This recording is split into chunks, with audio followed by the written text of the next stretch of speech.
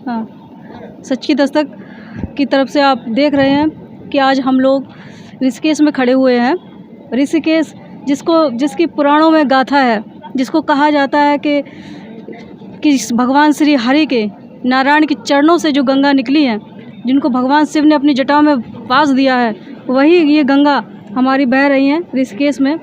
और ऋषिकेश के बारे में ये कहा जाता है कि आप जब आते हैं, किसी भी तीर्थ की शुरुआत करते हैं हिंदू मान्यता के अनुसार, तो सबसे पहले हरिद्वार से शुरुआत करते हैं। हरिद्वार हरि का द्वार है और तीर्थ यात्रा करने का पहला वहाँ मुख्य द्वार है। उसके बाद हम लोग ऋषिकेश आते हैं। और अगर हम लोग हरिद्वार आएँ और ऋषिकेश ना आएँ तो ऐसा हो ही नहीं सकता। तो हम यही कहना चाहेंगे कि आप लोग जब इधर आएँ तो ऋषिकेश भी ज़रूर आएँ और माता गंगा का आशीर्वाद लीजिए।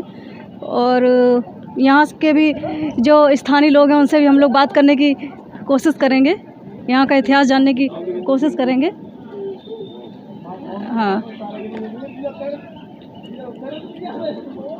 हाँ जी भैया जी, आपका नाम बताइए। जी वीरेंद्र है। हाँ, और यहाँ की मान्यता बताइए कुछ यहाँ के बारे में। यहाँ ये ऋषिकेश का जो स्थान है, हाँ, बहुत पवित्र स्थान है। यहाँ लक्ष्मण जी ने तपस्या की है। आओ बैठ जाएं यहाँ पर। और ये फोटो ले लीजिए यार। यहाँ लक्ष्मण जी ने तपस्या जब की थी तो गंगा जी का शोर हो रहा था, ऐसा सुनने में आता है। और लक्ष्मण जी ने जब बार बार आग्रह किया मैया से कि माँ मेरी तपस्या में भंग हो रहा है, आप कृपया अपना वेग कम कर लें या थोड़ा तेज बोलो। तो लक्ष्मण जी ने क्या है कि उसको बाण से रोक दिया था। अच्छा। और ऐसा सुनने में आता है कि ये जो लक्ष्मण झूला है यहाँ पास में, इस लक्ष्मण झूला से जब माँ निकलती है तो यहाँ बिल्कुल शांत है, बिल्कुल कोई शोर नहीं है। हाँ। और यहाँ से 50 कदम आगे जाओगे तो माँ पानी चलने का शोर जो है वो शुरू हो जाता है। और यहाँ पर ऋषि मुनियों का तो ये जो मान के चलो कि स्वर्ग है, और उनका तो स्थान ही यही है, यहीं रहना है उनका।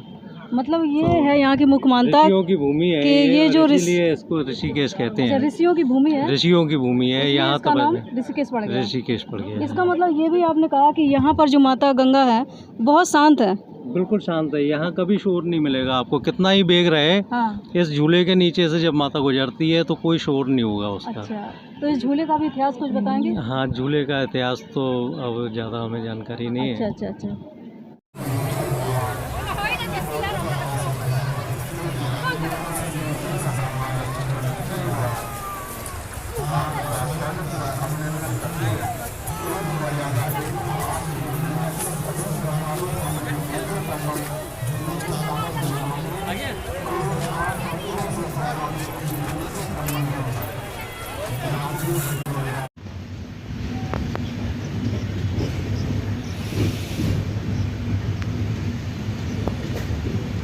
हरिद्वार का सीन, ऊंचे ऊंचे पहाड़ दिखाई पड़ रहे हैं, बीच रास्ते में ये सब है।